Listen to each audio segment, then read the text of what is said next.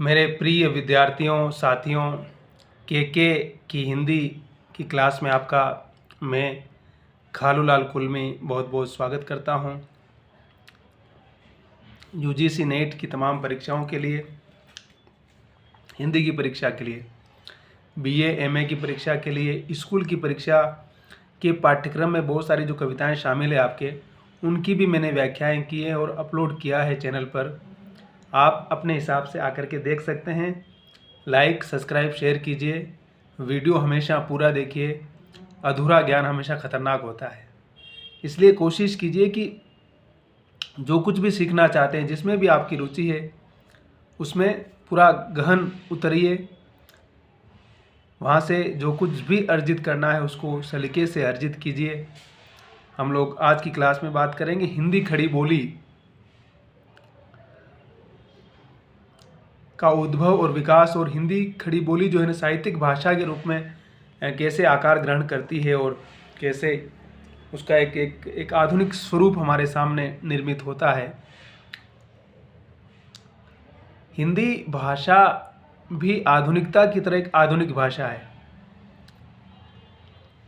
जिस तरह से एक मनुष्य का मनोविज्ञान निर्मित होता है, उसकी चेतना का निर्माण होता है, वैसे ही हिंदी भाषा का निर्माण भी हुआ है और वैसे ही उर्दू का भी हुआ है।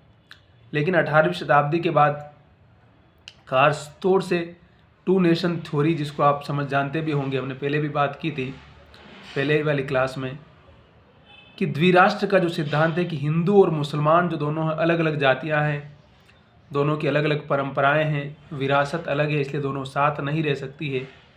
ये बात उस दौर के तमाम विद्वानों ने कही, हिंदू विद्वानों ने भी कही और मुस्लिम विद्वानों ने भी कही।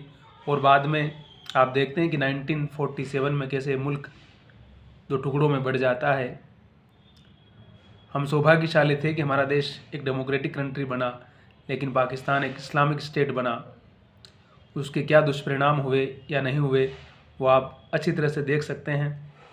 हम उस पर नहीं जाएंगे, हम सिर्फ हमारी जो चीज़ें उस पर बातचीत कर रहे हैं कि लोकतांत्रिक मूल्यों और लोकतंत्र के बरक्स आप जब धर्म को ऊपर मानते हैं, तब आपकी सोच कितनी महत्वपूर्ण होती है। आपके लिए देश महत्वपूर्ण है, आपके लिए धर्म महत्वपूर्ण है, आपके लिए लोकतंत्र महत्वपूर्ण है, आपके लिए क्या महत्वपूर्ण है सबसे पहले, है ना, कि आप कहते हैं कि धर्म अंततः मानवीय इतिहास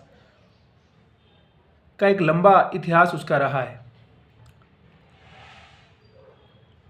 सारे धर्म पुराने हैं, जाहिर सी बात है,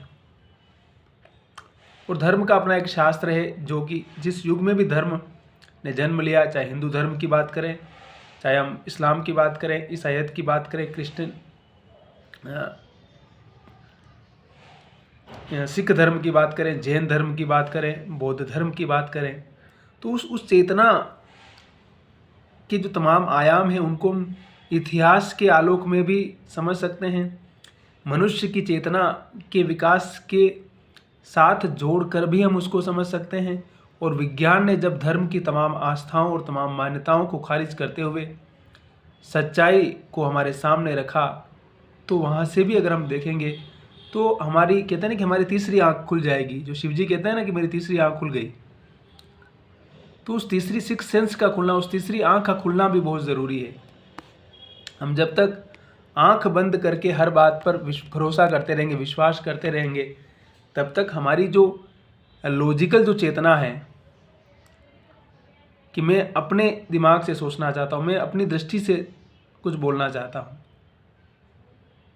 और कहा ना बाण भट्ट ने कि सत्य के लिए तू किसी से भी मत डरना, लोक से न शास्त्र से न परंपरा से न लोक से, किसी से भी मत डरना, जो कुछ सत्य है उसको सत्य सत्य बोलना।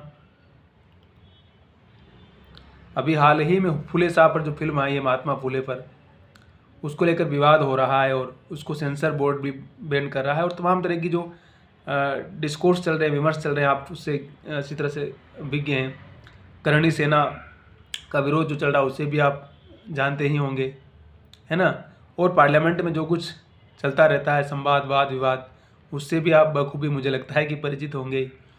तो सवाल ये है कि जो महात्मा फूले थे जिन्होंने 1848 में लड़कियों के लिए स्कूल खोला था। आप उनका इतिहास पढ़ेंगे, उन्होंने क्या सोशल कंट्रीब्यूशन किया, तो शायद ज़्यादा चीज़ों को बेहतर समझ पाएंगे।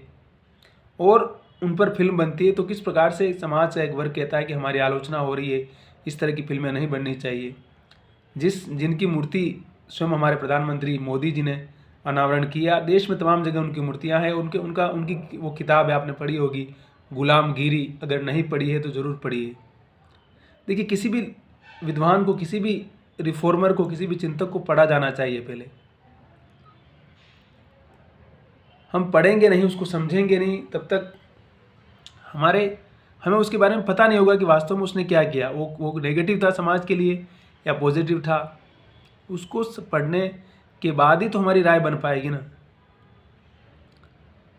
तो ये भी हमारी एक बहुत बड़ी कमी है कि हम चीज़ों को पढ़ते नहीं हैं या हम पढ़ना नहीं चाहते हैं। बस एक थ्योरी चल रही है, उस थ्योरी के ऊपर ही सब कुछ चल रहा है कि किसी ने कुछ बोल दिया, भावनाएं आहत हो गई और कुछ हो गया और सारा कुछ खेल शुरू हो गया उसके बाद। और उसमें पिसता कौन है? आपके और हमारे जैसे जो आम आदमी, जो रोज़ कमाता है, रोज़ खाता है, जिनके पास पैसा है, पावर है, प्रॉपर्टी है, सब कुछ है। उनके लिए न धर्म मायने रखता है, न कुछ भी मायने नहीं रखता है। उनके लिए कुछ भी मायने नहीं रखता। उनके पास सब कुछ है, वो शायद सब कुछ कर सकते हैं, है ना। तो जिसके पास जिसको रोज़ कमाने निकलना है, उसको पता है कि हमें जो शाम में मेरा घर चलाना है ना भाई, तो शहर में अशांति नहीं होनी चाहिए, कर्फ्यू नहीं होना चाहिए, इस प्रकार की अव्यवस्था नहीं होनी चाहिए। क्योंकि अव्यवस्था होगी तो उसका रोज़गार सब कुछ ख़त्म हो जाएगा, उसकी कल जान भी जा सकती है। और तमाम आप देख रहे हैं कि जहाँ भी दंगे हो रहे हैं, जहाँ भी इस प्रकार की अशांति फैल रही है, वहाँ कई सारे लोग मारे भी जा रहे हैं। अब उनका दोष है कि नहीं है, इस पर हम बात नहीं कर रहे हैं। अभी हम सिर्फ भाषा के संदर्भ में बात कर रहे थे और हम बात कर रहे हैं हमारी जो खड़ी बोली हिंदी है उसी पर, उसके विकास पर बातचीत करेंगे हम। तो हम तमाम तरह के मुद्दों पर जाकर के इस विषय को सीरियस न बना के हल्का फुल्का बना के रखेंगे, ताकि आप सुनेंगे तो आपको अच्छा लगेगा। और वीडियो पूरा सुनिए, बहुत सारी जानकारियाँ मिलेंगी आपको, छोटी छोटी जानकारियाँ जो कि आपकी पढ़ाई के लिए भी और आपके सामान्य ज्ञान के लिहाज से भी बहुत ज़्यादा उपयोगी होने वाली है ना। तो देखिए, हिंदी खड़ी बोली जो है मेरठ के आसपास बोली जाती है।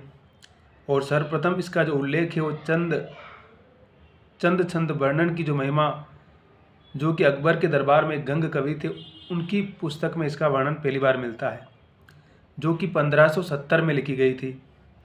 इसके अलावा राम प्रसाद निरंजनी की जो भाषा योग वैशिष्ट है, जो कि खड़ी बोली गद्य की में लिखी गई है, उसमें भी इसका उल्लेख मिलता है कि खड़ी बोली क्या है, हिंदी भाषा क्या है। और बाकी अमीर खुसरो की जो तमाम कविताएं हैं, आप जानते हैं, वो तो खड़ी बोली में ही लिखी है अमीर खुसरो ने। उनको जब भी हम पढ़ते हैं तो उसमें जो आनंद है, जो आस्वाद है, उसका खड़ी बोली का ही आस्वाद नज़र आता है ना। तो मैंने कहा थोड़ा इत्मीनान से, थोड़ा धैर्य से सोचने समझने की आवश्यकता है हमें।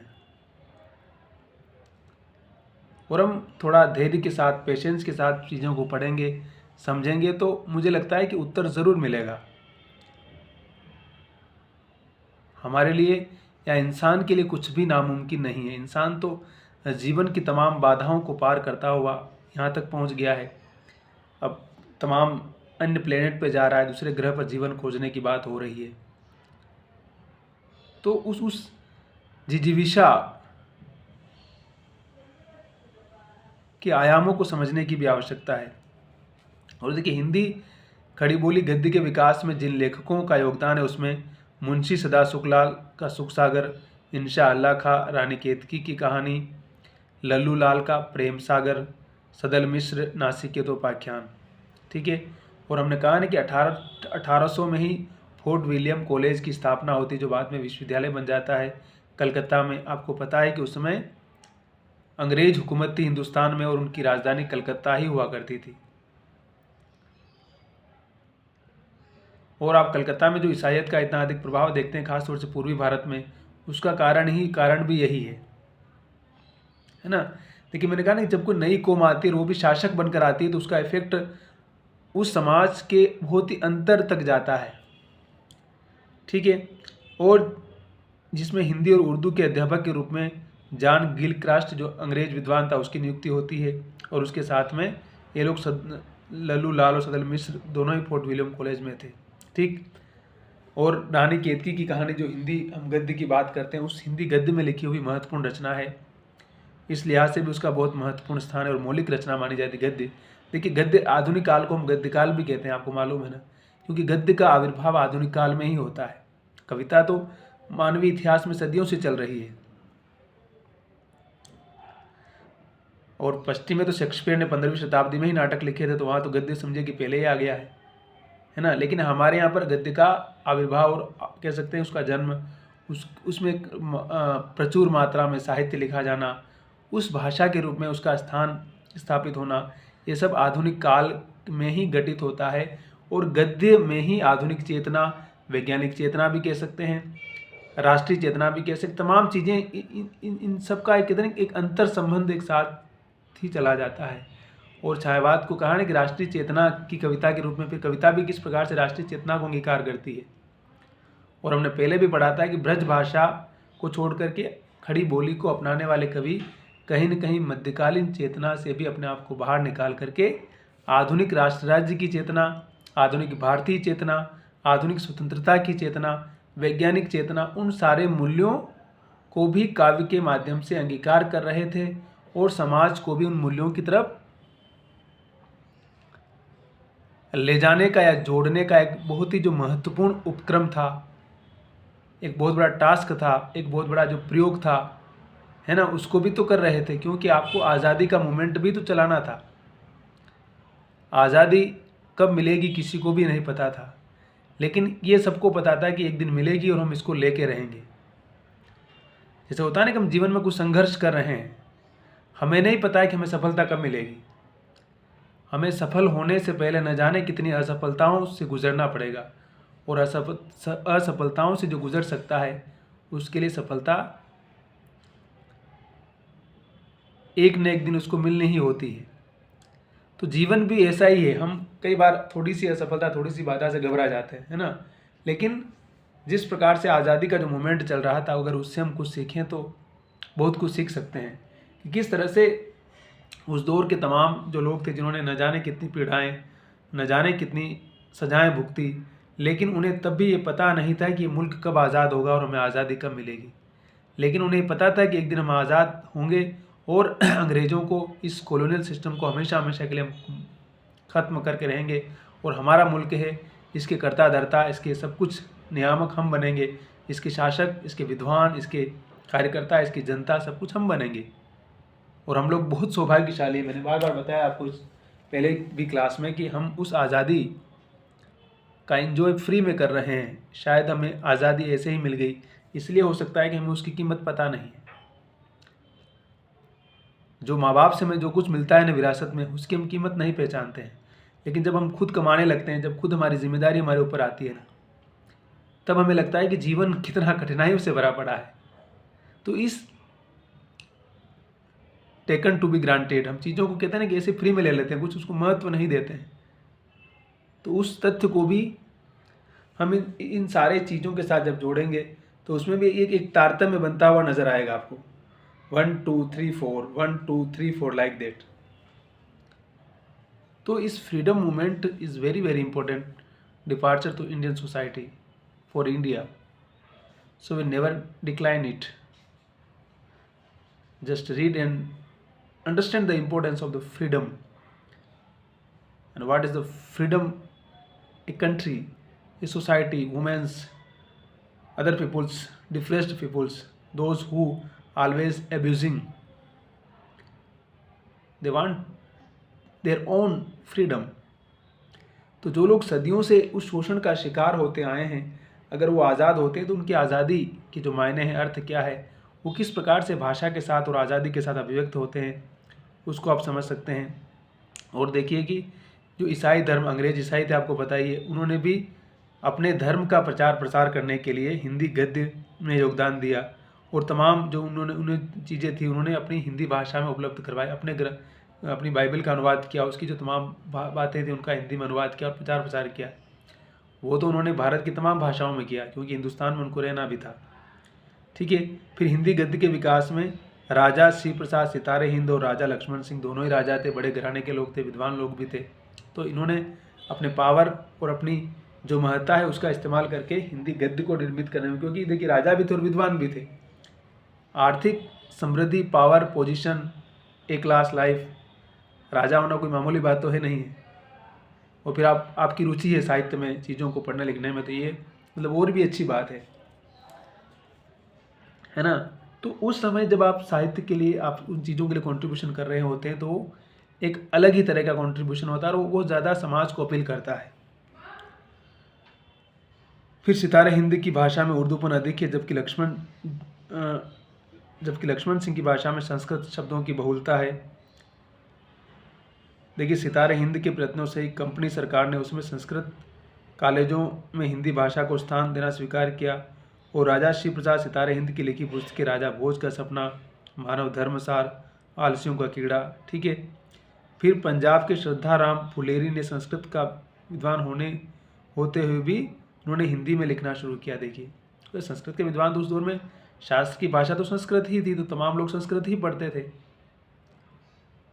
अब ये अंग्रेजों के आने के बाद अंग्रेजी ज्ञान की भाषा बनी, बाकी हमारे यहाँ तो कहेंगे कि संस्कृत ही ज्ञान की भाषा रही है, क्योंकि विद्वान लोग तो वही पढ़ते थे, सारे शास्त्र उसी में लिखे गए। ये अलग बात थी कि उनकी पहुंच आम आदमी तक नहीं थी। फिर उन्होंने भाग्यवती नामक उपन्यास लिखा, सत्यामृत प्रभा नामक धार्मिक पुस्तकें लिखी। तो जो श्रद्धाराम फुलेरी है उनका भी बड़ा योगदान है, उन्होंने उपन्यास जैसी विधा लिखी, पंजाब के रहने वाले थे, है ना। फिर भारतेंदु के बारे में हम पहले भी पढ़ चुके हैं कि भारतेंदु ने हिंदी गद्य के निर्माण में अपना भाषा के माध्यम से भी और चेतना के माध्यम से, देखिए सिर्फ भाषा ही महत्वपूर्ण नहीं है, उसमें जो लिखा जा रहा है साहित्य, उसमें जो लिखा जा रहा है वो हमारे समाज की चेतना को परिमार्जित करने में कितनी बड़ी भूमिका निभाता है, वो भी महत्वपूर्ण है। आप समाज को अंधश्रद्धा, अंधविश्वास, धार्मिक विद्वेष की दुनिया में धकेलते जा रहे हैं, है ना। तो उस तरह का साहित्य आपके समाज को रिफॉर्म भी नहीं करेगा और आपके समाज को आगे ले जाने में भी बड़ी भूमिका नहीं निभा पाएगा। तो उसको भी समझने की आवश्यकता है कि जो साहित्यकार लिख रहा है आखिर उसका मतलब उद्देश्य समाज में लंबे समय तक कितना दूरगामी हो रहा है। अगर हम उस तथ्य को, उस बात को समझेंगे तो शायद बहुत सारी बातें और भी आसानी से और भी सहजता से समझ सकते हैं, क्योंकि कोई भी लेखक, कोई भी रचनाकार ऐसे ही नहीं लिखता है ना। और